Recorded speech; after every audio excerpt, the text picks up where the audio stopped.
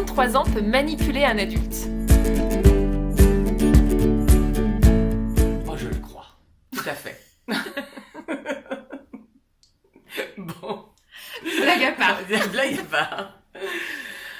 Alors là, pour en arriver là, il faudrait déjà qu'il ait vraiment dépassé de nombreuses étapes, hein. Et vraiment, l'étape essentielle, c'est de savoir que les autres ne pensent pas comme lui.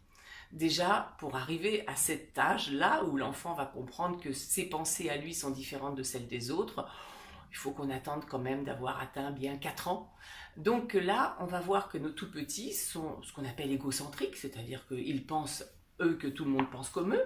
Les adultes ont été vraiment charmants jusque-là parce qu'ils ont beaucoup contribué à lui faire croire qu'on comprenait tout ce qu'il voulait.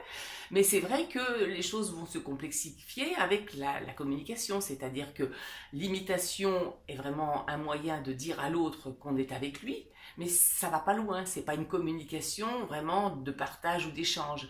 Mais quand le langage va arriver, c'est là où le langage va permettre qu'on puisse se dire des choses et s'envoyer des messages, par exemple de jeux communs, de situations dans lesquelles on pourrait se partager les choses.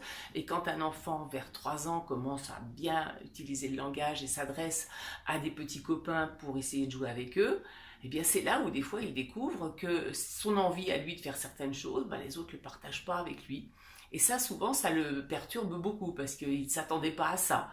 Et c'est vrai qu'il faut un certain temps avant que l'enfant puisse se mettre dans la tête de l'autre et se dise, moi, ce que j'ai envie, ce que je pense, l'autre ne pense pas peut-être comme moi. Mais ça, c'est le drame de toute notre existence, parce qu'en fin de compte, on ne sait jamais ce que les autres pensent.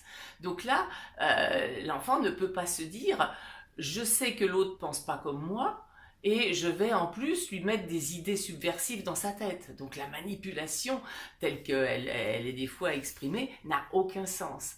Un enfant n'a absolument pas idée qu'il peut, par ses propres pensées, changer l'état d'esprit, la pensée de l'autre.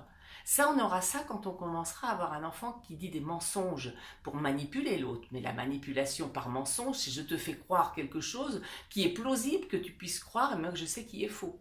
Et ça, c'est compliqué. On situe ça vers 5 ans. Hein.